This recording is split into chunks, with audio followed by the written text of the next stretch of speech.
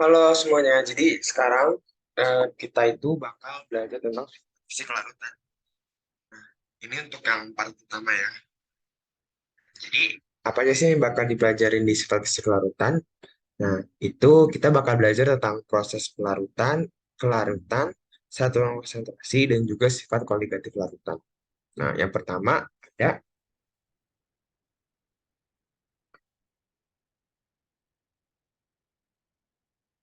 ada yang namanya proses kelarutan.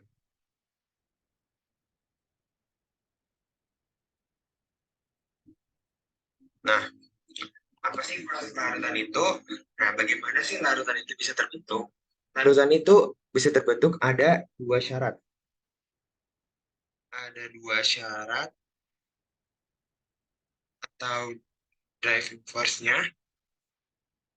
Yang pertama itu adalah eh, tendensi ke arah ketidakteraturan. Nah, maksudnya ke arah ketidakteraturan itu apa? Maksudnya kayak entropi ya, berarti entropinya naik. Entropinya tinggi.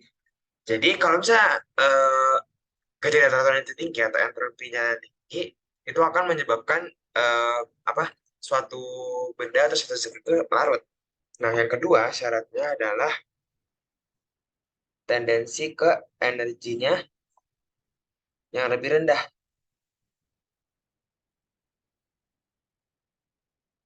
atau perubahan entalpinya bakal turun. Di delta H, sorry, bukan delta H-nya, tapi H-nya itu bakal turun. Nah, dari dua syarat ini, kita harus lihat nih, kalau misalnya dua syarat ini terpenuhi, itu bakal larut gitu. Nah, maksudnya gimana? Kita bahas satu-satu. Yang pertama, itu yang ke arah ketidakteraturan.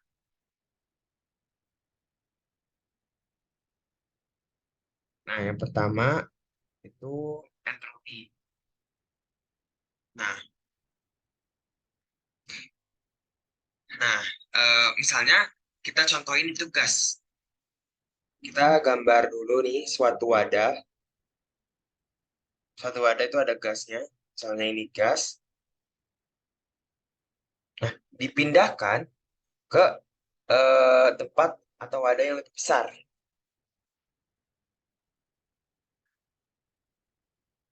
Nah, kalau misalnya kalian lihat, perbedaannya dari dua ini adalah yang ini itu lebih lebih pekat atau lebih sempit. Nah, yang ini itu lebih luas. Karena ini dipindahkan dari gas yang di tempat wadahnya kecil dengan wadahnya besar, maka saat wadahnya semakin besar atau wadahnya semakin besar, entropi juga semakin tinggi. Nah, makanya saatnya besar itu eh, gas akan larut lebih mudah, lebih gampang daripada yang pada saat di lebih pekat. Nah, maka itu yang dinamakan ketidakteraturan. Nah, kenapa pada saat yang ketidakteraturan itu dia lebih bisa larut? Karena karena apa? Terjadi kenaikan energi kinetik ya. Kenaikan energi kinetik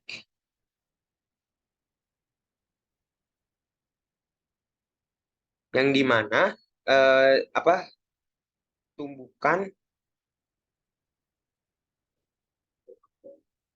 akan semakin bebas gitu. Oke, lanjut. Itu adalah delta H nih. Sekarang kita akan membahas tentang delta H atau entalpi yang lebih rendah. Kenapa dia lebih rendah? Lebih bagus itu untuk bisa melarutkan.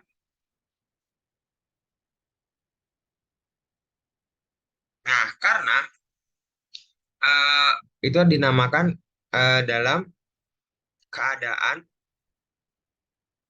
yang lebih mudah untuk bereaksi.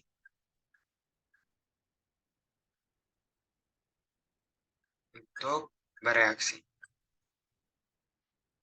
Nah, bisa kita beri contoh ya. Contohnya itu misalnya aseton dengan air. Bisa kita gambar dulu aseton tuh kayak gini. Nah, kita ada dua reaksi nih.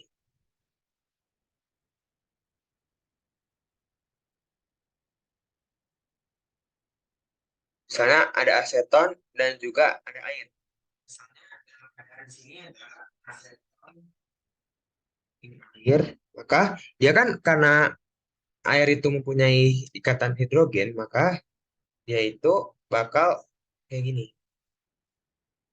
Nah, dia bakal nerima, sorry, sorry.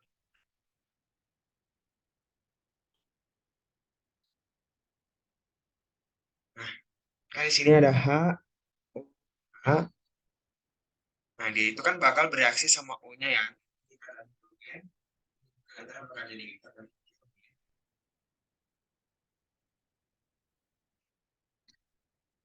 Ini yang dinamakan hidrogen bonding. Nah, yang kedua, kita akan mereaksikan aseton dengan aseton. Aseton dengan aseton. Nah, kalau misalnya aseton dengan aseton, ini kan hanya terjadi dipol-dipol ya. Nah, kalau misalnya kita lihat, di sini tuh bisa parsial positif, parsial negatif, ini juga parsial positif, parsial negatif.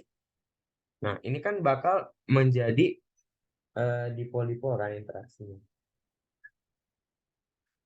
Nah, kalau misalnya kita bandingin, kekuatan hidrogen bonding itu lebih besar.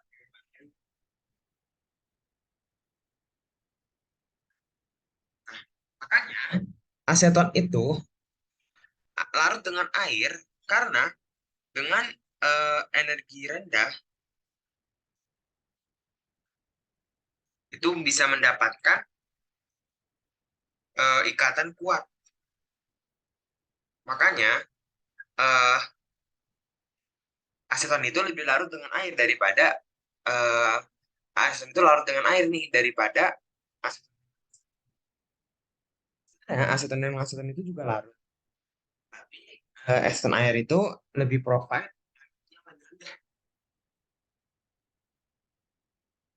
karena hidrogen bonding. Nah, di sini juga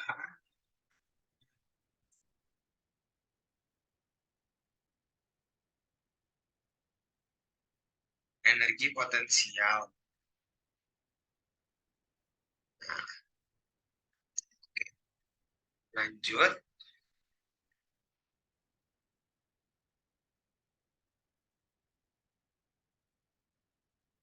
Nah, sekarang kita akan bahas kenapa ada zat yang tidak larut satu sama lain. Misalnya, eh,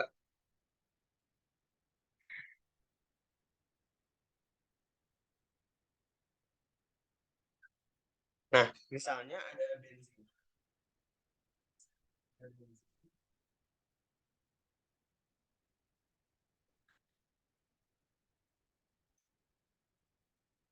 Nah,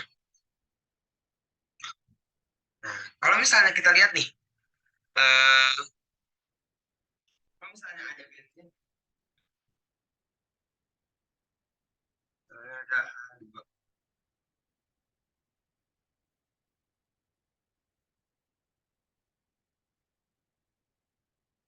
Nah, kan kalau misalnya kita saling saling kita reaksikan, bensin dengan air itu kan em,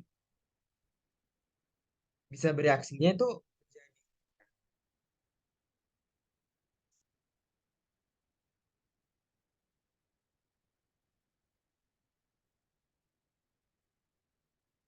ini itu ikatannya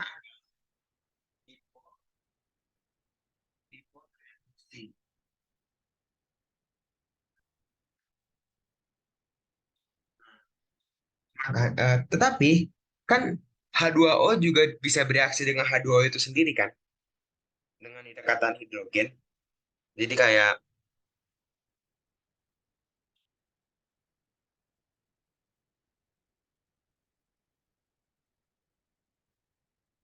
kayak gini.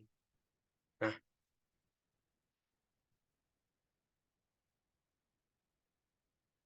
kayak gini kan. Nah, itu kan menghasilkan hidrogen hidrogen bonding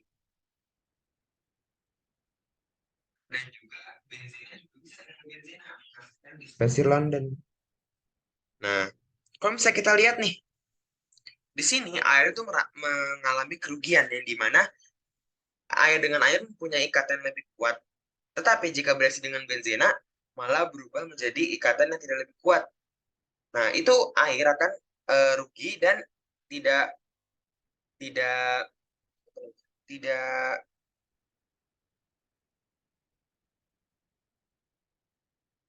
tidak kan maksudnya kayak kan ikatan hidrogen itu lebih kuat ya daripada di polimer induksi. Jadi benzen dengan air itu tidak langsung karena ada benzen reaksi ini. Benzen dan dengan air itu adalah tidak larut.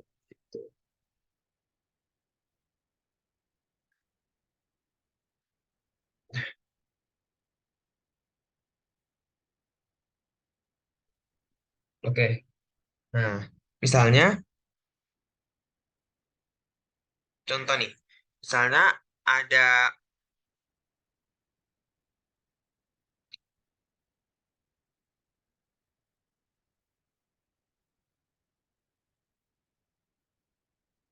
nah atau enggak kita bisa menyimpulkan dengan yang lebih mudah ya. Lebih mudah itu adalah polar larut dengan polar.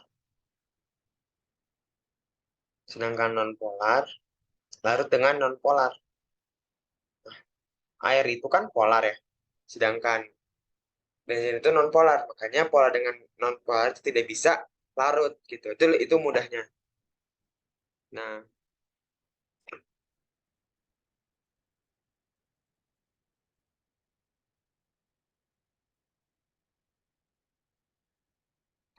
nah, kita juga bisa lihat nih, kita perbandingin panjang rantai.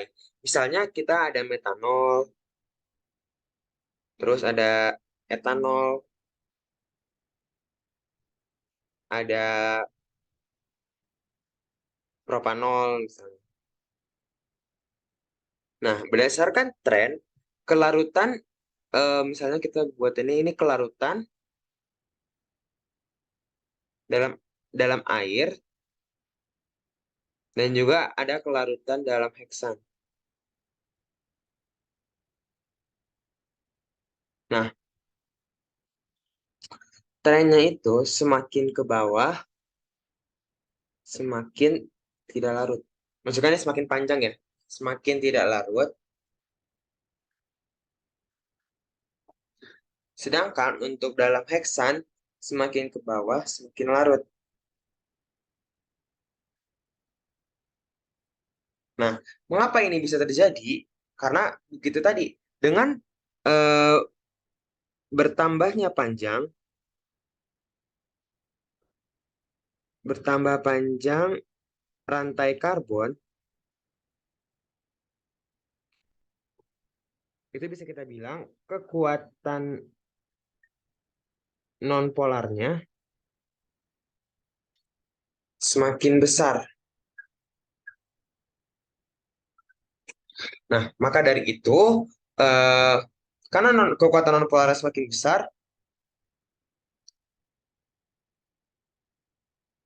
seperti yang tadi kita sudah bahas ya, kalau misalnya polar polar itu larut dengan polar, nonpolar dengan nonpolar, maka dengan bertambahnya panjang rantai karbon, s- eh,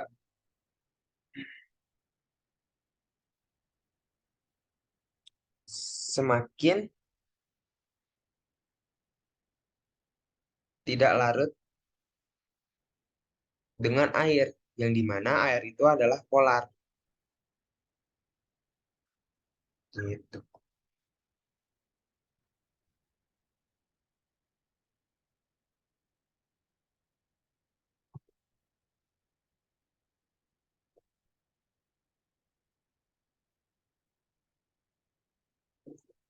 Nah, sekarang kita akan membahas tentang energi energetikanya nih. Misalnya energi energetika pembentukan larutan.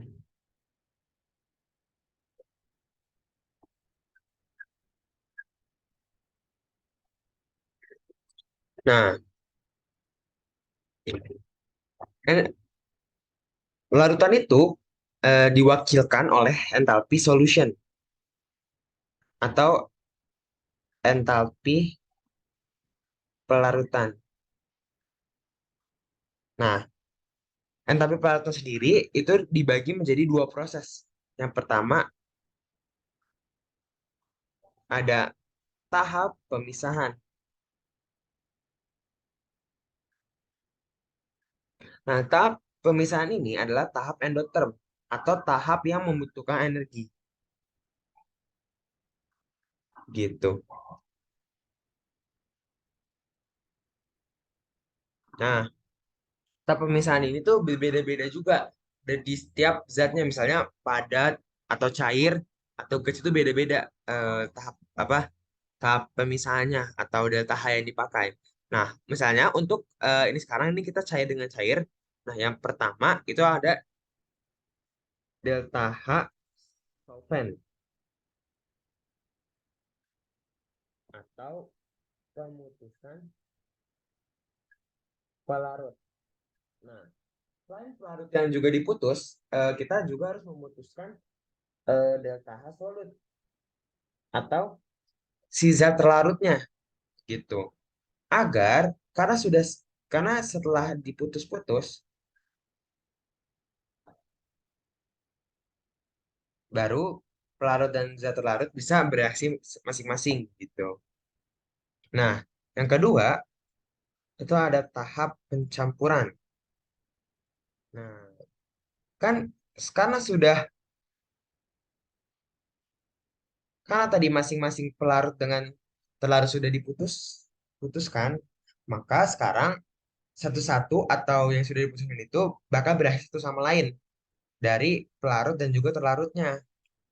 Itu yang dinamakan delta H mix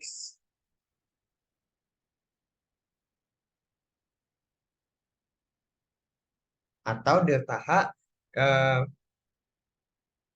hasil ikatan atau ikatan yang terbentuk dari pencampuran dua pencampuran antara pelarut dan zat terlarutnya. Nah, untuk rumus dari delta H solution sendiri itu ada delta H solution sama dengan delta H solut ditambah delta H solvent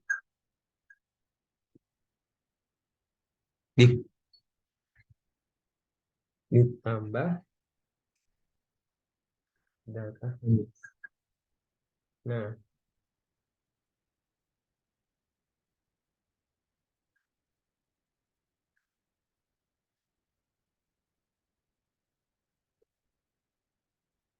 nah, karena delta H mix itu exotherm, berarti delta H mix itu apa? Selalu kurang dari nol. Nah, dari sini nih, makanya kalau misalnya delta H mix-nya besar, delta H solusinya bakal akan semakin negatif. Berarti kan kita bisa lihat nih, delta H mix semakin besar, maka delta H solnya akan semakin.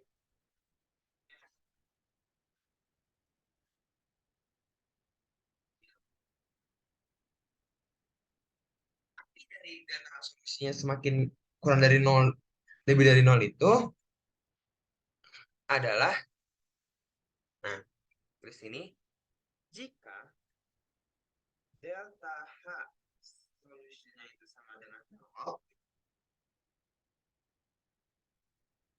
Maka ini disebut larutan ideal. Nah,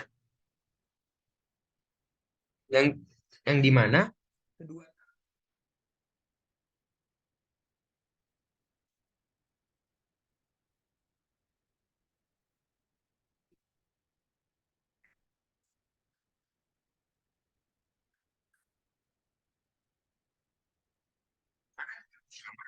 delta Hmx itu juga minus. Minus plus, misalnya plus 2 dikurang 2 itu kan nol ya. Nah, itu makanya sama. Nah, yang kedua, ada yang namakan delta H solusinya kurang dari nol. Nah, maksudnya apa? Maka jumlah energi tahap pemisahan lebih kecil dari jumlah energi tahap pencampuran.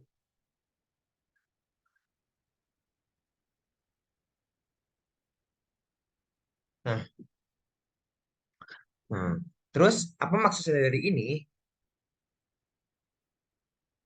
Nah, karena delta solusinya kurang dari nol dan tahap pemisahannya kurang dari jumlah energi tahap pencampuran, maka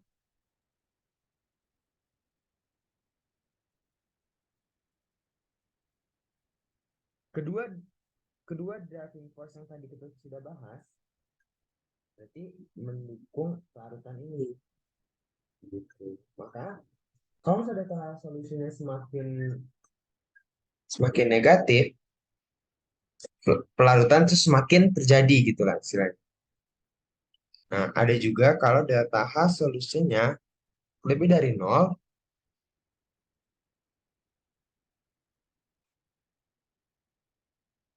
itu berarti jumlah energi tahap pemisahan lebih besar dari jumlah energi tahap pencampuran. Nah, berarti di sini driving force yang kedua, energi lebih rendah, itu tidak bisa digunakan. Nah, tetapi selama delta Hassel tidak terlalu besar, ini masih bisa larut.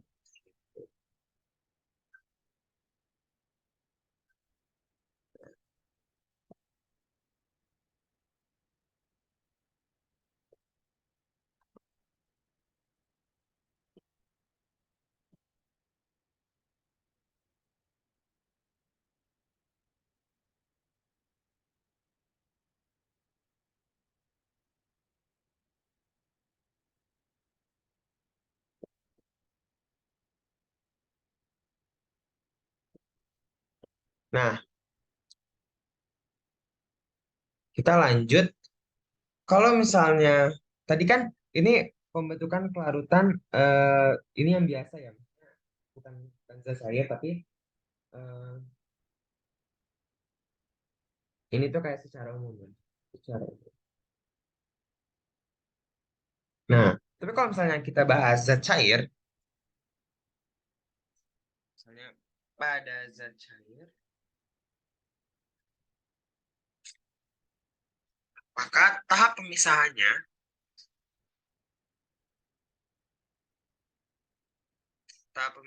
itu terdiri dari delta H solvent, tapi dalam keadaan kita uapkan dulu nih, uap atau vap atau evaporation ditambah delta H solut yang menguap gitu.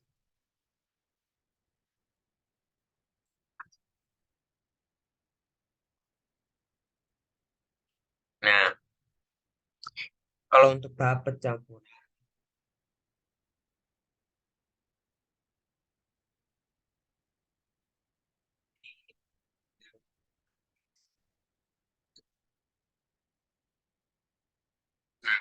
untuk rumus dari delta H solusi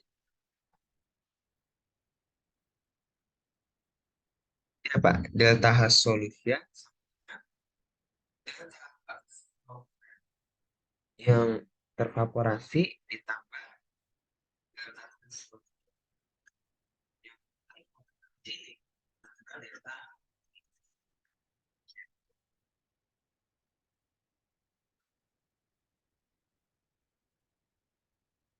Nah,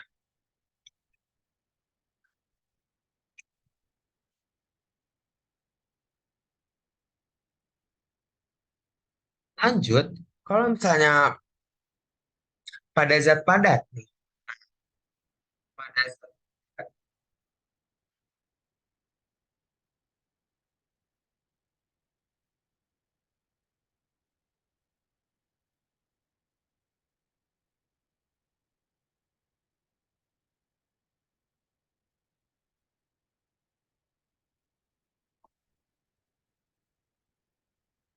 misalnya contoh padatan KI, masih NaCl, misalnya contoh ya, contoh padatan NaCl. Nah,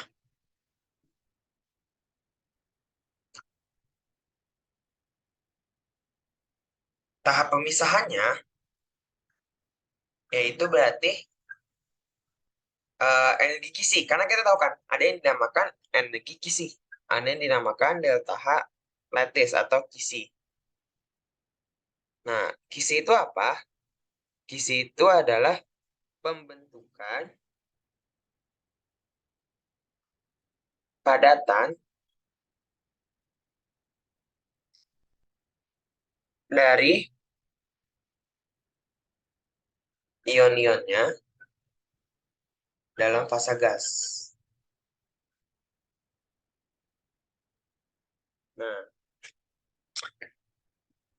Nah, jadi kalau misalnya tahap pemisahannya itu seperti apa berarti? Berarti sama aja kita misalnya kita tulis NaCl solid menjadi apa? Na plus dalam fase gas ditambah Cl min dalam fase gas. Nah, tapi bagaimana dengan delta H solutnya? Delta H solventnya? Berarti delta H solutnya sama dengan minus delta H lattice atau minus delta H kisi gitu. Nah, tapi kalau misalnya tahap pencampurannya itu berbeda juga. Berarti tahap pencampurannya kita harus merubah si gasnya ini menjadi aqueous. Makanya kita menggunakan delta H hidrasi. Jadi Na plus gas ditambah Cl min gas menjadi Na plus aqueous ditambah Cl min aqueous.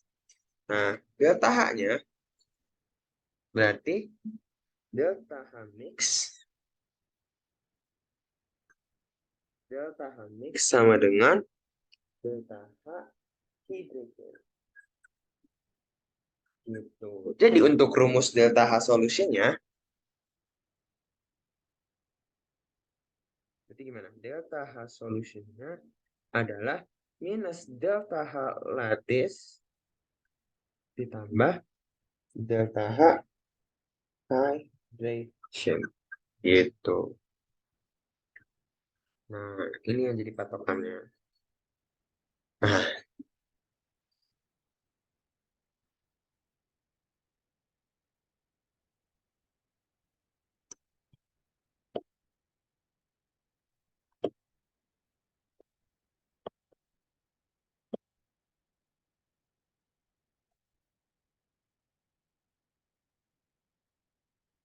nah, di sini kita juga akan membahas lebih lanjut tentang energi kisi.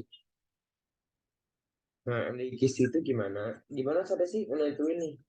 Eh, kita memprediksi nih tanpa tahu data angkanya itu berapa. Tapi bagaimana kita cara mengetahui kalau data hasil solusinya bakal negatif apa enggak? Nah, gimana cara tahunya? Ada menggunakan energi kisi. Nah, energi kisi itu pokoknya yang pertama kita tahu adalah semakin besar jari-jari itu maka eh, energi kisi semakin kecil. Nah, Lanjut, semakin besar muatan total ya. Besar muatan total, maka energi kisi itu naik. Nah, mengapa seperti ini? Karena energi kisi itu menggunakan hukum Coulomb yang dimana energi sama dengan K dikali Q1 kali Q2 dibagi R gitu. Nah, misalnya, nah, oke. Nah, misalnya kita contoh ya, di sini kita akan membahas tentang perhitungannya. Coba contoh soal perhitungan.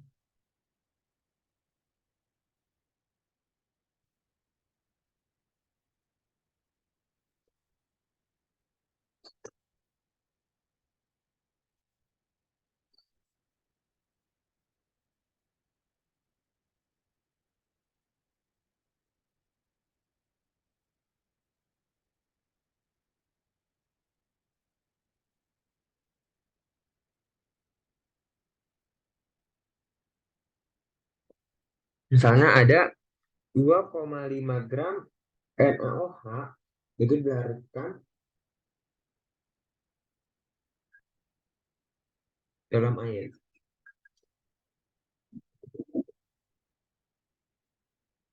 Nah, airnya itu 100 gram. Terus, delta T-nya atau temperatur naik sebesar 6,5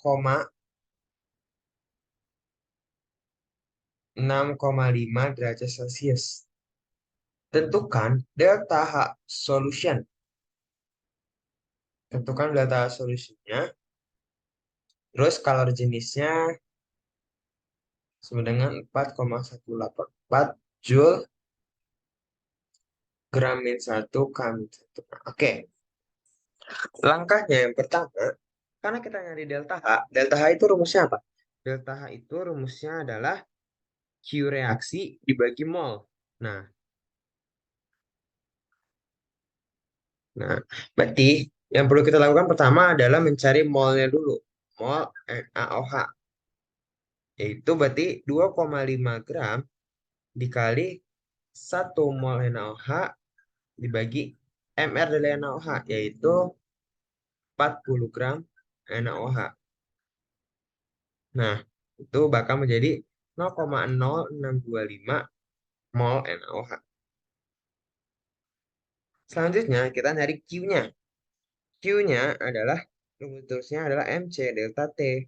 Masanya adalah memakai massa air. Itu 100 gram dikali sama C-nya kalau jenis itu 4,184 dengan delta T-nya 6,5. Nah, karena sudah ketemu, berarti delta H-nya adalah minus dari 100 dikali 4,184 dikali 6,5 dibagi 0,0625 mol. Oke. Nah, minus plusnya itu eh, kita harus memerhatikan delta T-nya. Delta T-nya kan di sini naik ya. Kalau naik itu kan berarti T2 besar daripada T1. Maka delta T-nya positif. Kami kan karena di sini positif, maka delta solusinya akan menjadi negatif, menjadi minus 44,6 kilojoule per mol. Oke. Nah, sekarang itu adalah energi kita pelarutan pada gas. Pada gas,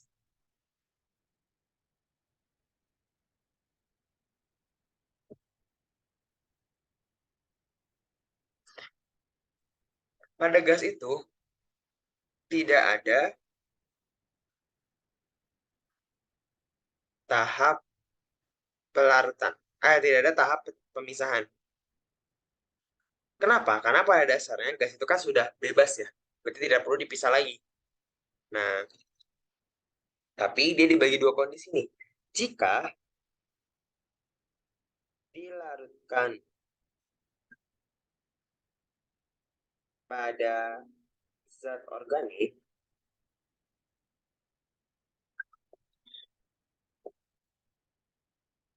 delta H solusinya akan lebih besar daripada nol.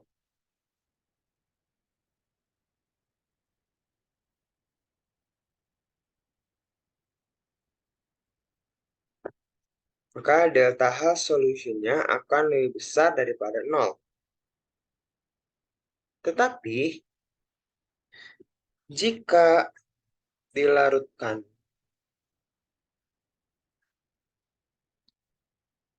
pada air, maka delta H solusinya akan kurang dari nol. Gitu. Berarti kan kita bisa simpulin ya, dari sini, kalau misalnya pada zat organik, berarti kan gas itu bakal sukar larut lah. Tapi kalau dengan air, zat itu bakal lebih larut nih.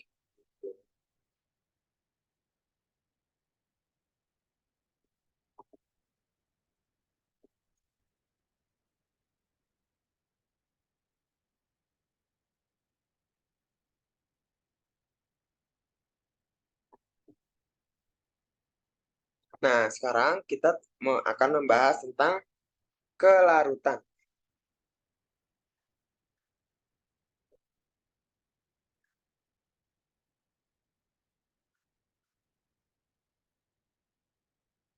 Sebentar ya. Kita akan membahas tentang kelarutan.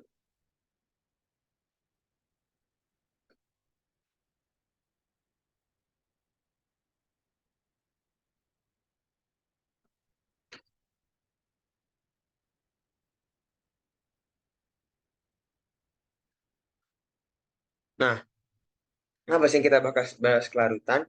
Yaitu, pertama adalah rumusnya dulu nih. Kelarutan itu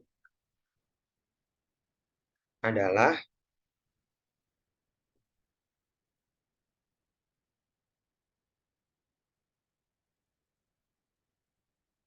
massa zat terlarut dibagi dengan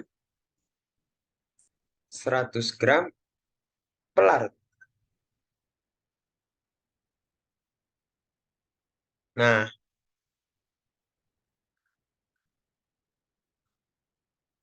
oke. Nah, terus yang kedua efek adalah efek temperatur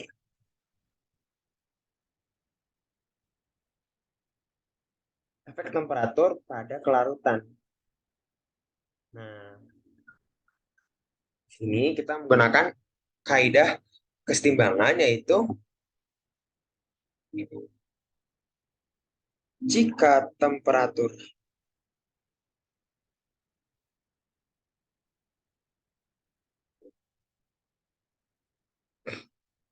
jika temperatur ditinggikan, maka yang delta H solusinya itu lebih besar daripada nol akan semakin larut. Gitu. Tapi kalau misalnya delta H-solnya kurang dari nol, akan sukar larut. Nah, oke. Lanjut, kalau misalnya, berarti kan kebalikannya gimana? Kebalikannya, jika temperaturnya itu diturunkan, maka pelarutan yang mempunyai delta H solusinya lebih dari nol, berarti nggak akan sukar larut.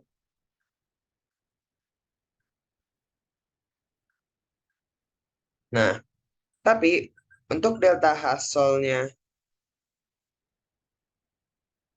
untuk yang delta H solusinya itu kurang dari nol, berarti akan semakin mudah larut gitu.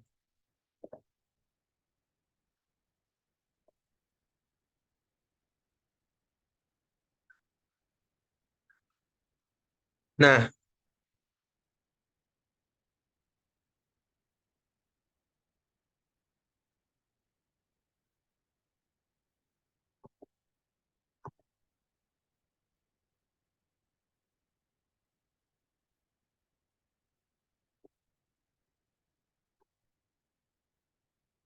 Nah, pada gas itu juga berpengaruh ya temperatur, makanya kita eh, akan mengetahui yang namanya hukum Henry. Nah, hukum Henry itu apa sih? Nah, hukum Henry itu adalah temperatur berbanding lurus dengan tekanan. Nah, makanya hukum Henry itu mempunyai rumus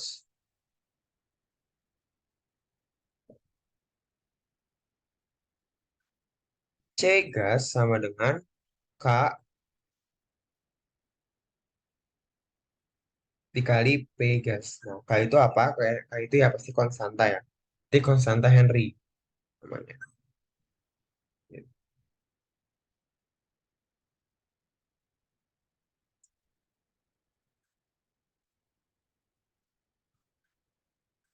Nah,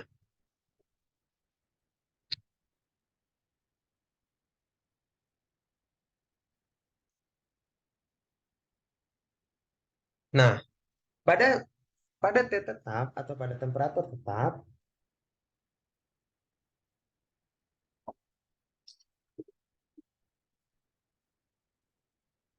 itu akan berlaku C1 dikurang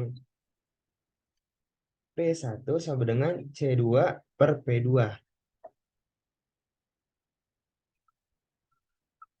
Nah, kenapa? Karena hukum Henry itu harus terjadi. Syaratnya adalah syarat dari hukum Henry sendiri itu konsentrasinya rendah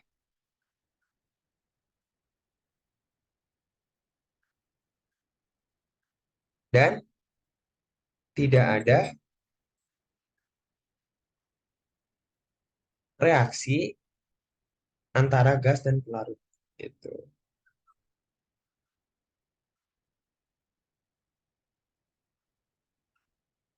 Nah,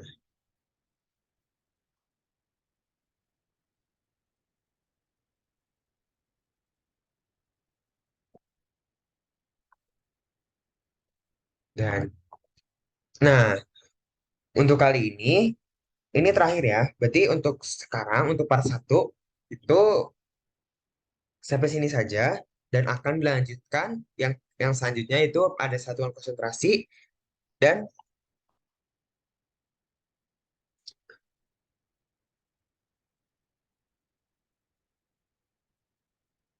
juga sifat koligatif larutan. Oke semuanya, terima kasih sudah mendengarkan. Mohon maaf jika ada kesalahan. Selamat sore.